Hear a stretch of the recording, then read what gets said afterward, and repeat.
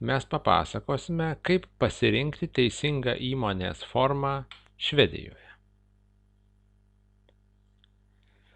Na, visų pirma, reikėtų aptarti, kokie gali būti įmonių tipai Švedijoje. Tai Švedijoje verslo vystymui tinka iš esmės 3 populiariausios įmonių formos.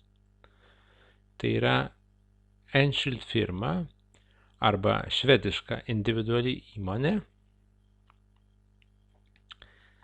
Tai galėtų būti švediška uždaroji akcinė bendrovė arba aktiebolaget AB.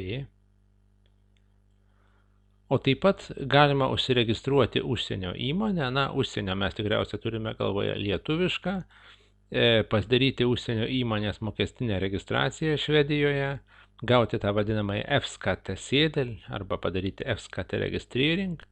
Na ir mes tokiu atveju turėsime SUF, kas būtų Svensk registrerat utländsk företag.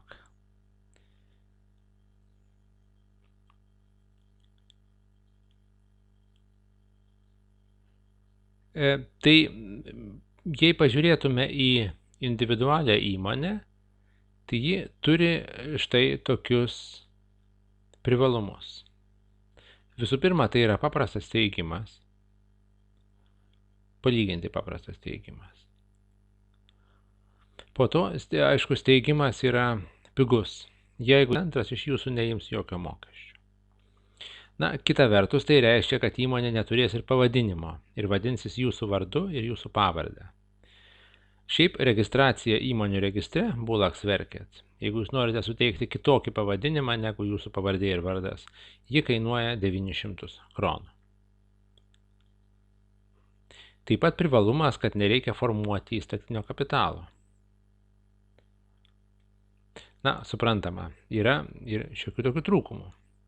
Pagrindinis enskild firma, bet kurios iš tikrųjų tiek švediškos, tiek kitos šalies individualios įmonės trūkumas yra asmeninė atsakomybė. Tai reiškia, kad jūs kaip asmuo privalote sumokėti įmonės verslo ir mokesčių skolas, jeigu jūsų įmonei kartais nepasisektų. Kitas variantas, kaip jau minėjome, yra švediška uždaroji akcinė bendrovė. AB arba aktiebolaget. Tai privalumai yra tokie. Visų pirma, nėra asmeninės atsakomybės už verslo nesėkmes. Jūs nerizikuojate prarasti daugiau, negu kad įdėjote į akcinį kapitalą. Be to, garantuotai gera reputacija tarp potencialių verslo partnerių. Na, kas gali būti geriau arba patikimiau negu švediška uždaroji akcinė bendrovė. Taip pat steigimo sąnaudas galima skaityti iš akcinio kapitalo.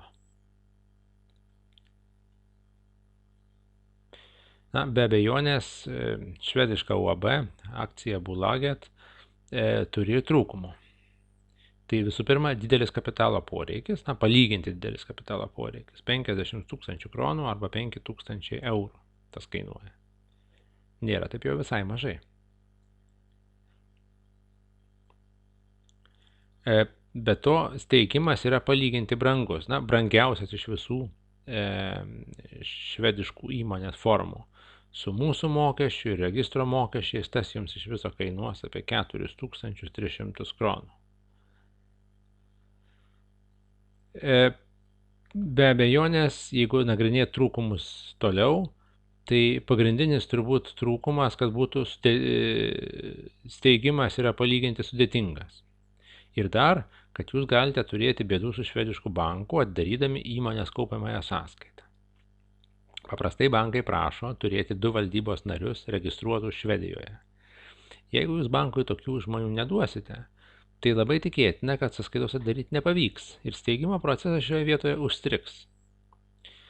Na, žiūrint techniškai, tai viso labo banko kaprizas. Nėra būtina turėti 2 žmonės, kurie yra 2 valdybos narius, kurie yra registruoti Švedijoje. Na, kaprizas kaprizų, tačiau bankų nėra daug, yra toks nedidelis kartelis ir tas rimtai gali strukdyti jūsų steigimo procesą.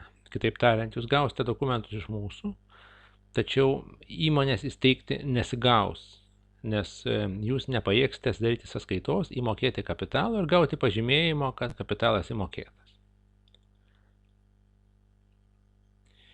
Be to, trūkumas, aišku, reikalingi 2 valdybos nariai, vienas iš kurių privalo būti registruotas Švedijoje ir turėti švedišką asmens kodą, taip vadinamą personnumerį.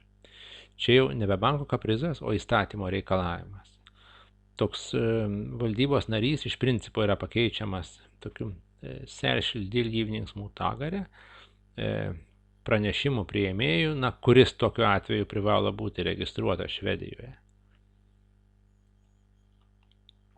Na ir trečias variantas būtų užsienio įmonės mokestinė registracija. Tai tas variantas toks populiariausias yra tarp mūsų tautiečių, nes esame Europos Sąjungoje, tai plėtoti verslą Švedijoje galima užregistravus užsienio įmonę mokesčių mokėtoją Švedijoje, turint taip vadinamą SUF. Svensk registrerat utländsk företag. Tokio tipo struktūros privalumai yra tokie. Nėra asmeninės atsakomybės už verslo nesėkmes. Jūs nerizikuojate prarasti daugiau, negu įdėjote į akcinį kapitalą. Čia aišku tuo atveju, jeigu jūs registruojate ne įmonę su asmeninė atsakomybė, o uždarąją akcinę bendrovę arba mažąją bendryją. Taip pat steigimas yra paprastesnis ir truputį pigesnis negu švediškos UAB. Be to, didžiulis privalumas, kad nėra problemų su bankais arba registruotais žmonėmis Švedijoje, kaip kad būna registruojant švedišką UAB akciją Bolaget. Na, visur būna trūkumų, o čia pagrindinis trūkumas, kad steigimas brangesnis negu švediškos individualios įmonės, o taip pat būtina vesti buhalterinę apskaitą ir teikti deklaracijas bei kitą informaciją valstybės institucijoms, ne tik už švedišką filialą, bet ir už pagrindinę įmonę. Turėkite galvoje, kad mes galime jums padėti. Jeigu jūs nenorėtumėt registruoti patys įmonės, tai už švediškos individualios įmonės Enskild firma steigimo dokumentų suruošimą mes paprašytume 1100 kronų plus pridėtinės vertės mokestis, švediškas pridėtinės vertės mokestis. Taip pat už švediškos UAB akciją Bolaget steigimo dokumentų suruošimą mes paprašytume 1900 kronų plus pridėtinės vertės mokestis. Na ir registruojant užsienio įmonę, atliekant tą SUF, už registravimo dokumentų suruošimą mes paprašytume 1900 kronų plus pridėtinės vertės mokestis. Jeigu jūs neturite lietuviškos UAB, tai tos lietuviškos UAB steigimo paslauga kainuoja 250 eurų, čia jau įskaitant PVM. Tačiau šią paslaugą teikia mūsų dukterinė įmonė Lietuvoje, tai reikalinga atvykti į Lietuvą, nes sandėris vyksta per lietuvių notarą.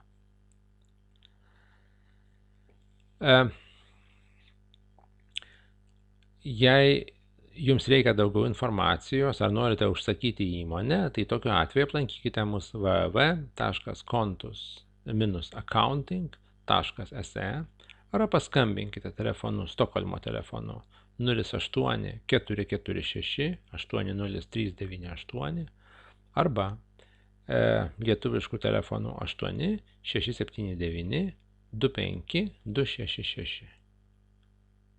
Ačiū uždėmesį.